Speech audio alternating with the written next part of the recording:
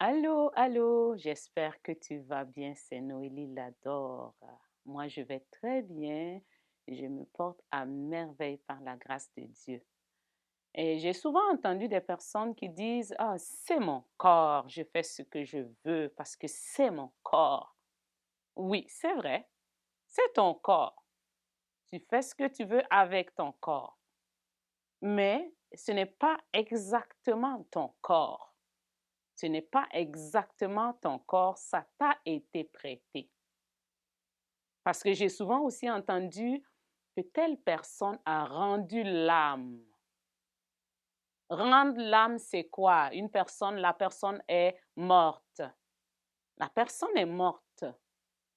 Mais quand on dit la personne a rendu l'âme, la personne a rendu l'âme à qui? Rendre, c'est donner ce qui ne nous appartient pas.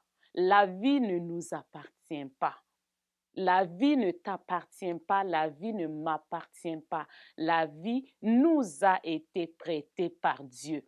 Parce que dans Genèse, il est dit que Dieu, quand il a créé l'homme, il a soufflé dans les narines de l'homme et l'homme a eu le souffle de Dieu en lui, le souffle de Dieu en toi.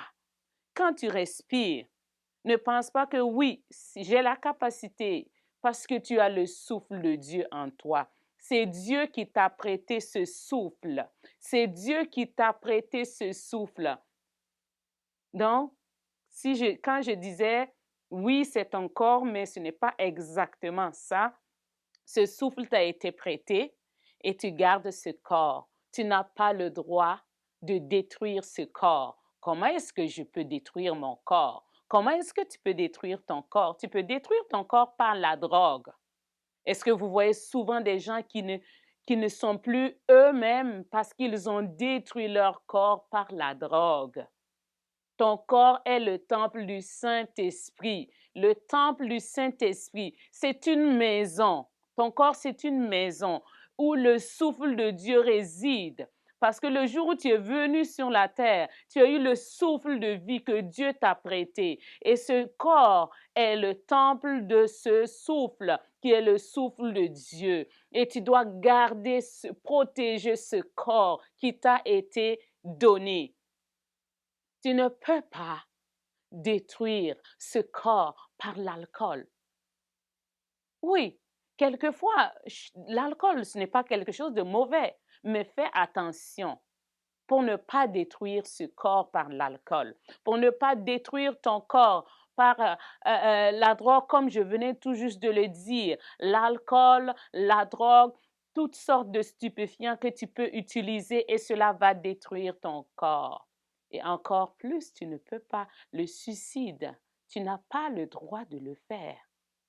Tu n'as pas le droit de le faire parce que tu n'as pas eu un jour où toi, tu as décidé de venir sur la terre et tu es venu. Il n'y a pas eu un jour où toi, tu as décidé de te créer et toi, tu as été créé. Tu as été créé par quelqu'un, même si tu ne crois pas en l'existence de Dieu. C'est sûr que tu n'as pas un jour, tu t'es pas assis un jour, puis je dis, OK, OK, je vais me créer, et puis tu t'es créé, puis tu es venu. Non, tu es venu par un autre moyen. Donc, tu n'as pas vraiment ce droit de te suicider. Pourquoi se suicider? On comprend que souvent, les problèmes nous envahissent, nous assaillissent et nous sommes souvent sans solution. Nous sommes souvent sans solution. Mais la solution, ce n'est pas quand on se suicide, quand on s'enlève la vie. Au contraire, quand tu enlèves ta vie, tu auras des comptes à rendre à la personne qui t'a donné la vie. Ne sois pas une personne qui va te comporter comme ça. Si tu as des défis, tu peux partager tes défis avec des personnes qui vont t'aider. Tu peux partager tes soucis si tu vois que il y a personne qui veut t'écouter ou bien la situation te dépasse. Va prier.